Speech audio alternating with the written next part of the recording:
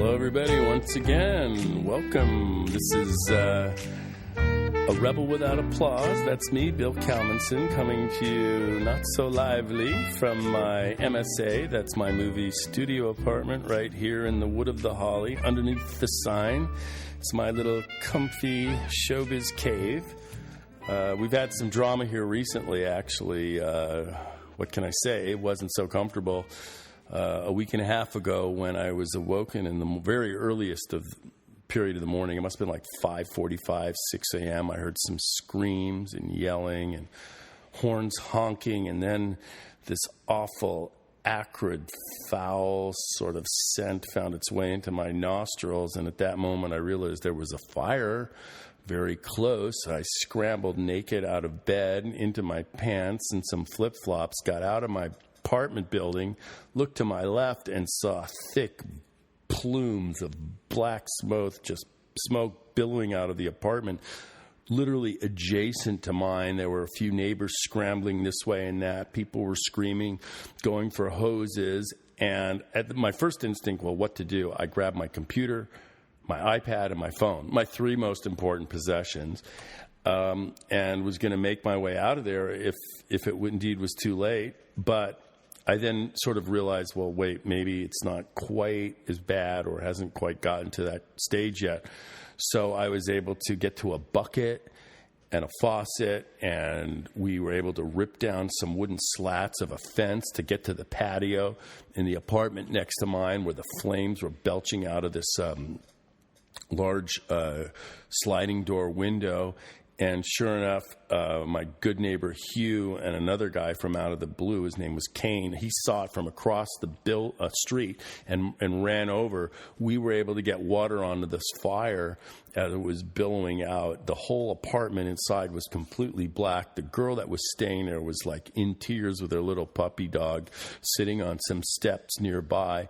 And fortunately, there was this little rubber ducky kind of plastic pool that was filled with water and plants, and I had this bucket, and I was able to just repeatedly refill that bucket and drench the fire at its source right in the corner. But it had already leapt up, and the flames had melted this sort of corrugated plastic roofing that was outside and was burning away at the roof, as well as burning at the floor. And it was a scary kind of thing, and we were able to subdue this thing right before the fire department was there, and they kind of finished the job. And so I almost lost my little comfy confines here, my MSA, my movie studio apartment because it is a studio apartment where I also made a movie, The Solar Opposite. You're welcome to see it, available on all those sites.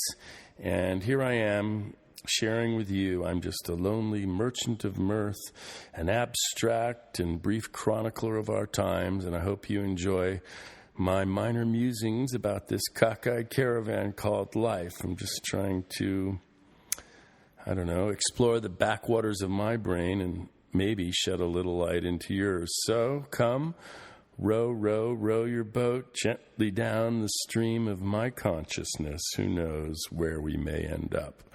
I sure as hell don't. Anyway, hopefully you can indulge me in what for me is what I call microphone therapy. This podcasting experiment, although it's maybe a little bit more than an experiment now, this is episode 7, is, it's fueled by a frustration and kind of born of a fury that I'm not on stage in clubs with the microphone in hand slaying real audiences. Instead, I'm here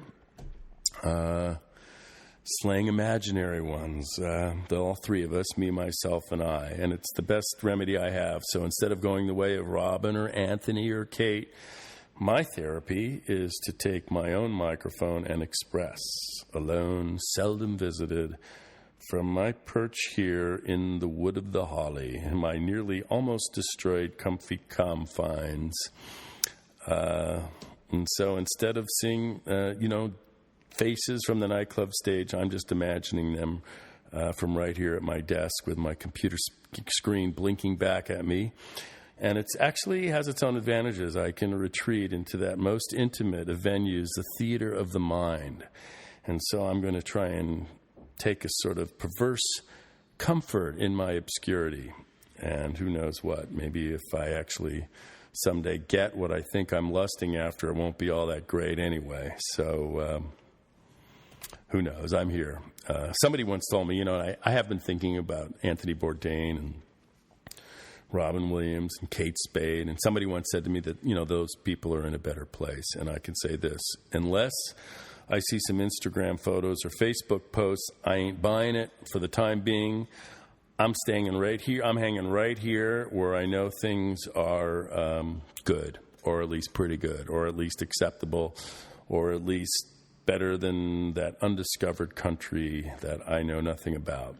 So I would say how would I define it? My podcast, as it's been retitled, from the Cockeyed Caravan to A Rebel Without Applause, is sort of my show business Hail Mary pass. Maybe it's, my last best chance to make a splash in the biz. I'm 60-plus years old. All my peers are talking about retirement and extended vacation. They're cashing out on their 401ks, moving to second homes in Tahoe or Maui, or in some cases both. But me, I'm still here in the MSA looking for my first break. Actually, I should be specific. Honesty should be the currency of this podcast. So I'm 62 years old, which, frankly, I'm as old as I've ever been right now. And alternatively, I'm as young as I'll ever be. And I can say this, that I have finally reached the age where I can date younger women and they can be old. Yeah, so that's where I am now. A lot of people say, well, Bill, age is just a number. And my thinking is, it is a number, but it is still the most reliable metric we have to determine how long you should, may, or probably will live. After all, $1 billion insurance industry is built on that metric. Trillions of dollars of government benefits and workers' pensions are indexed to those numbers. So sorry, folks, age, it ain't just a number. It is a kind of truth, just like taxes are a kind of truth. They let you know, and the world know how much you made. Are you a success, financially at least? Can you afford the life you are living? That's what taxes do, and that's what they tell the world, unless, of course, you are the PVP, and then you don't disclose them. But that's another story. A little background on me. I grew up in the Valley. I didn't grow up in the San Fernando Valley. I grew up in the Valley, not the San Gabriel Valley or the Central Valley or the Imperial Valley or, for that matter, the Shenandoah Valley. I am talking about the valley, the only valley. By that, I mean the San Fernando Valley. Actually, more specifically, I grew up in the southwestern nook of that valley in Tarzana. That's right. It was named after the Edgar Rice Burroughs hero, the character who swung on vines in the jungle. And how did Tarzana get the name from Tarzan? Well, it turns out that Edgar Rice Burroughs, the author, lived in that area, owned a bunch of land, and was able to name it after his favorite character. So I was there mostly in the late 60s, early 70s, as the Tarzana was part of I don't know, how can I describe it? It was part of a massive smog pocket splattered with swimming pools and sprinklers and Little League fields. What little cultural life we had was centered around the boulevard. By that I mean Ventura Boulevard, which had record stores and bowling alleys, hobby shops, liquor stores, and the ubiquitous Golden Arches, McDonald's, which back then was considered health food.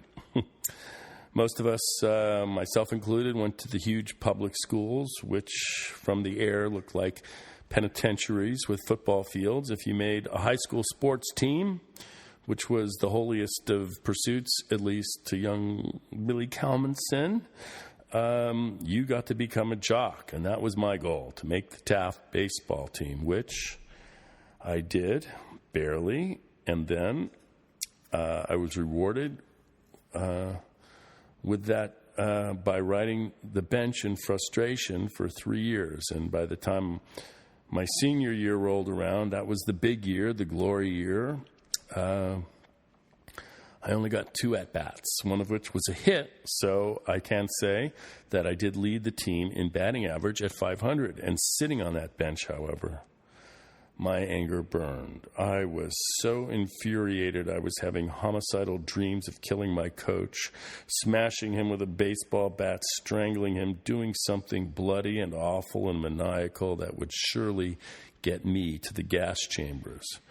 But if I could kill Coach O'Connor, it would have been worth it. That racist, anti-Semitic son of a bitch.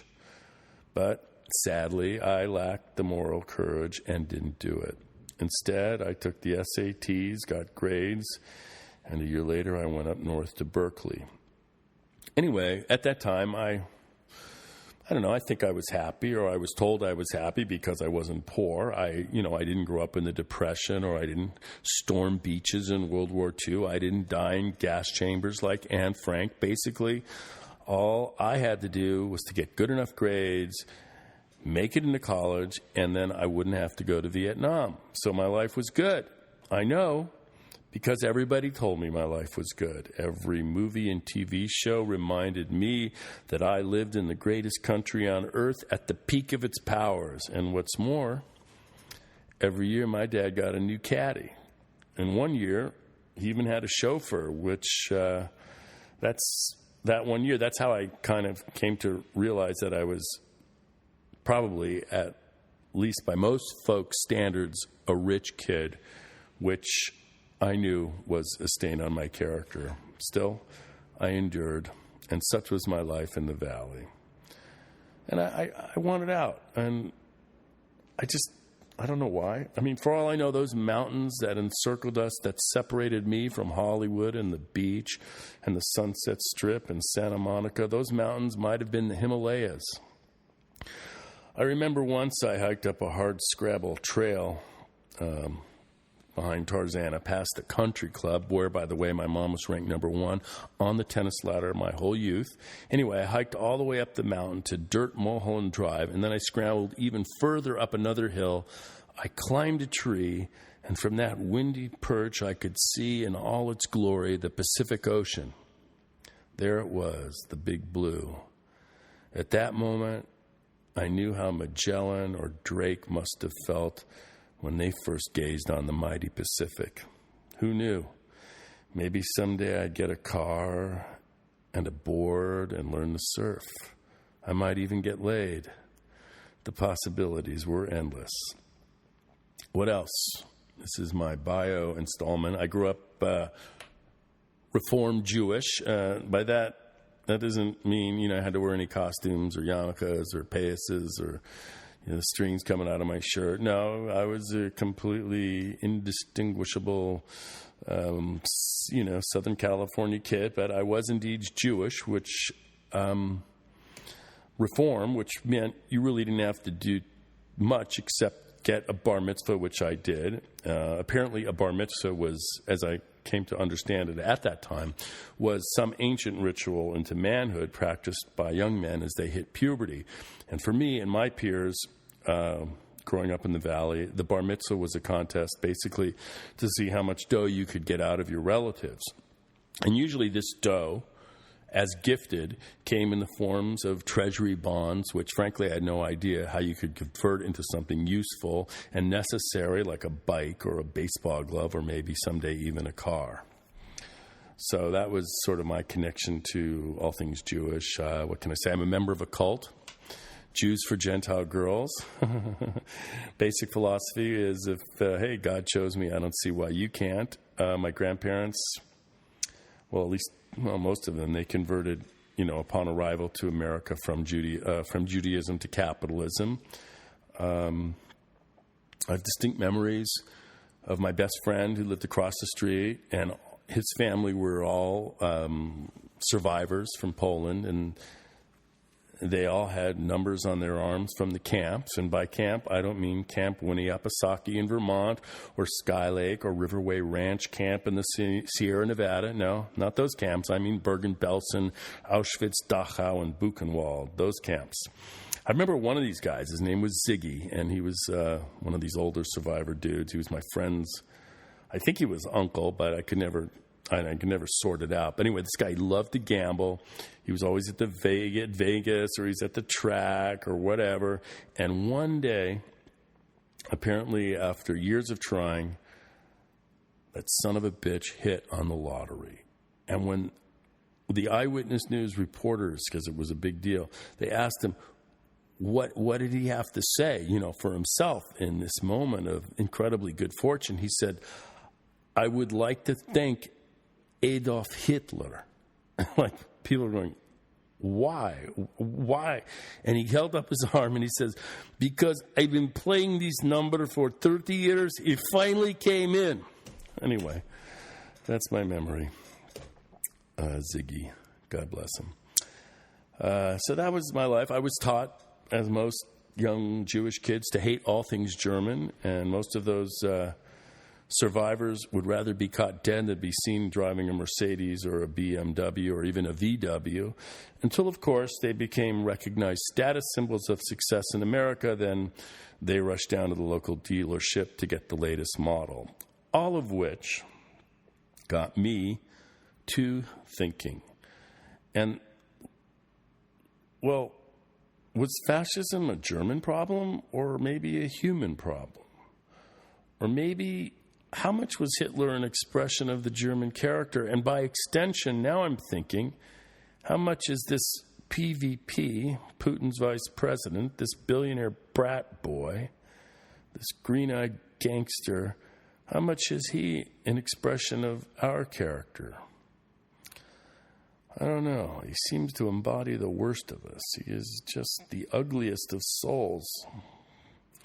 I don't know. It's been almost 2 years since he's ascended to his throne, and it's like a bad dream that you could kind of see coming for a long time. It's like a bright light through a dark tunnel, or a dark star through a bright tunnel. Let's go with the latter. I think if we're going to go with celestial metaphors, let's go through a dark star through a bright tunnel, sort of a black hole, a giant chunk of all, he's a black hole consuming all antimatter, gobbling up everything in its path, laying waste to all it encounters. That's the appropriate physics metaphor, I think, for this. I mean, someday I'm sure he will be stopped, but at what price? And after how much damage to the body politic, to the environment, to our collective American soul, indeed to the whole world? That, to me, is an open question. The good news is that thus far there have been no wars, at least that we know about, no full-on balls-to-the-wall catastrophes, only secret ones, which are okay, so long as they don't get on the news. For me, I can never forget election night, or selection night, I think is the preferable name. I was actually working on a rare occasion. So you take a little quasi timeout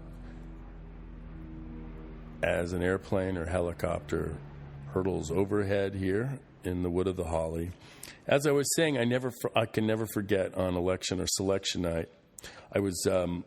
where was I? I was hosting my own show at the Laugh Factory, and I was on stage when people in the audience started looking at their cell phones, and then they showed me the face of their phones, which indeed confirmed that the PVP would be assuming the presidency. And at that moment, it was like I was part comedian and part grief counselor. I mean, that night will become enshrined in my memory like the Kennedy assassination for older folks Pearl Harbor, or for younger folks 9/11.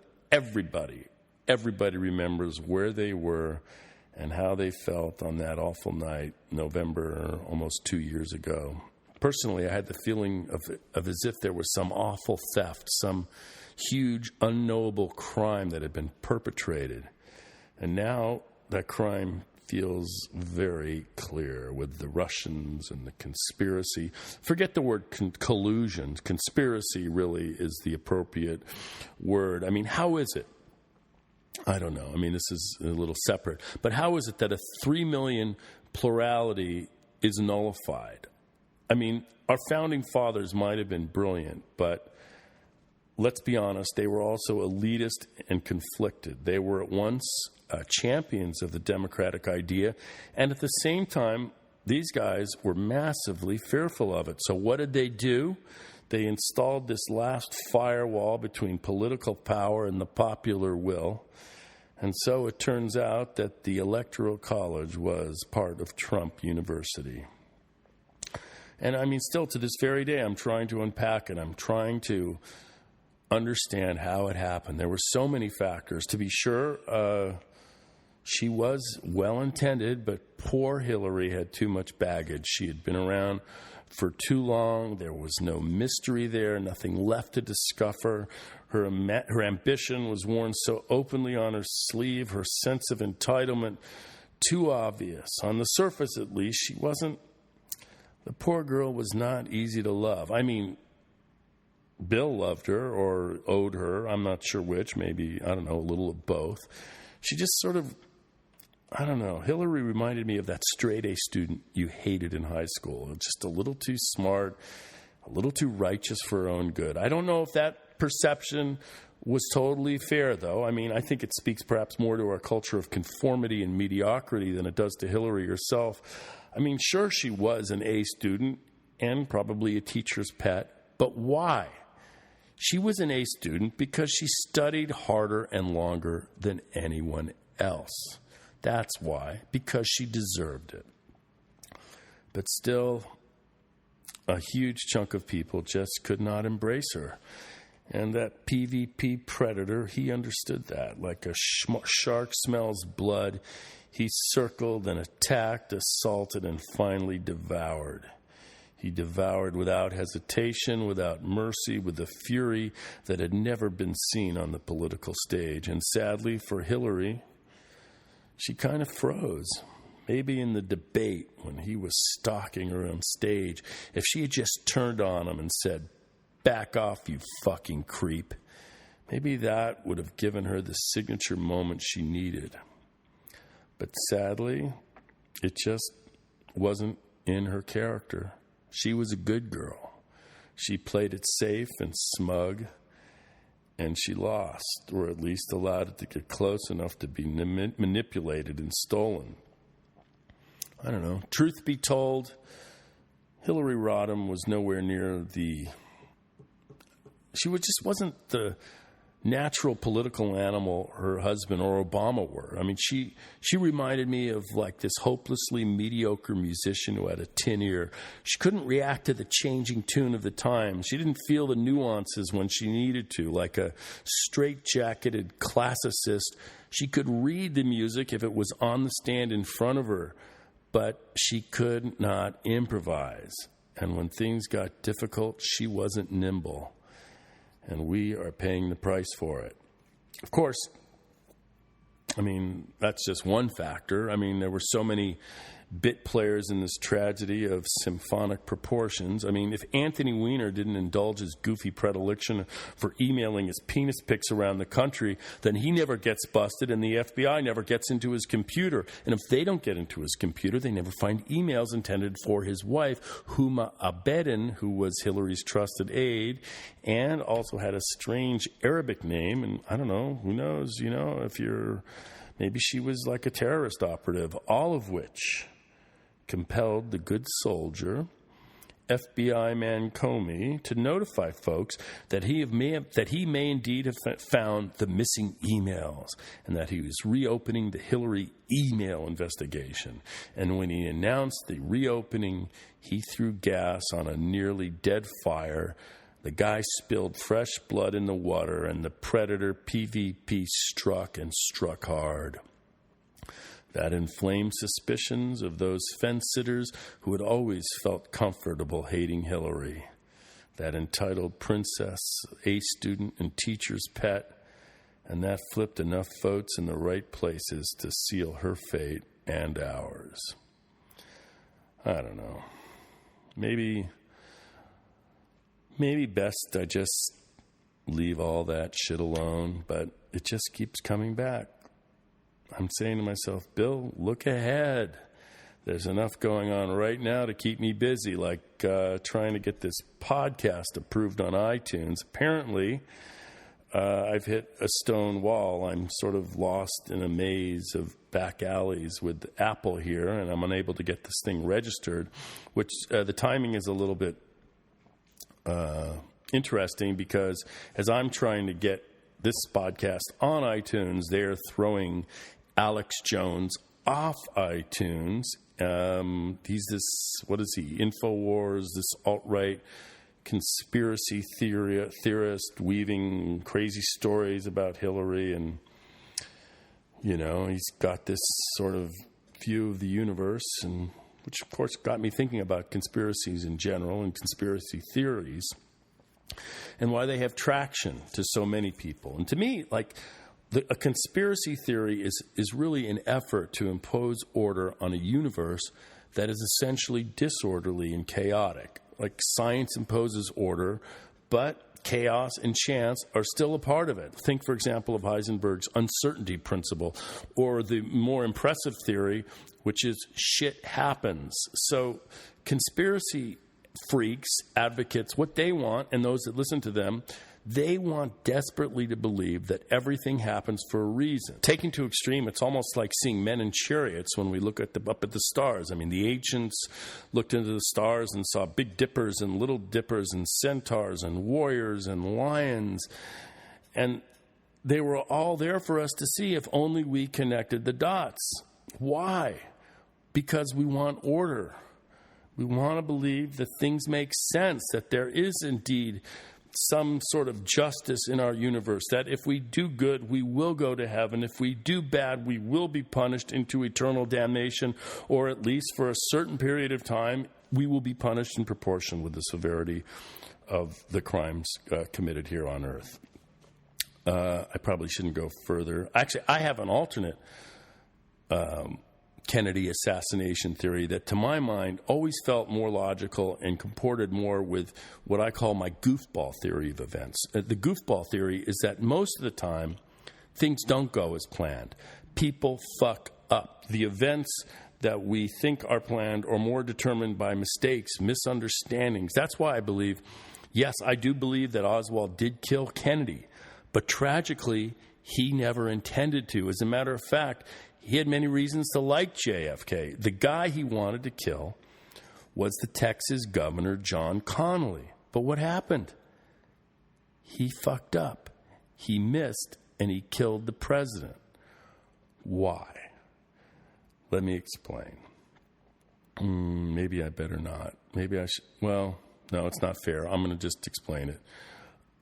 The reason that is because, okay, Oswald was a U.S. Marine. He got an honorable discharge as a marksman. And shortly after he was discharged honorably, he got a buck up his ass, and he decided to go to Russia and drew the attention of the Russian consulate and the American spy network. And at that time, as a result of his defection to Russia, after which he ultimately returned, his discharge status as a U.S. Marine was flipped retroactively from honorable to dishonorable discharge, which infuriated the young goofball, Lee Harvey. And he tried to get that reversed. So he sent letters to the Secretary of the Navy, who oversaw the Marine Corps. He had administrative jurisdiction over the U.S. Marines. And it just so happens in those early years of the Kennedy administration, the Secretary of the Navy was John Connally. And these letters went unanswered. Administratively, they were ignored, which infuriated, and this is fact, this guy, Lee Harvey Oswald. So my theory, the theory of fuck-up theory of the universe, is that Oswald took his opportunity to take his revenge on Connally and missed. Yeah, he killed the president. So that's my sort of anti-conspiracy alternate vision, if not those events, at least how things generally turn out in the world. And with that thought, I'm going to thank you for your indulgence as we've paddled downstream in my taking the downstream paddle down my consciousness here on A Rebel Without Applause, my little podcast. And if there's one truth that always I would like to share is that my need to express far outweighs anybody's desire to hear me. And on that note, I want to thank you for indulging me and bid you adieu.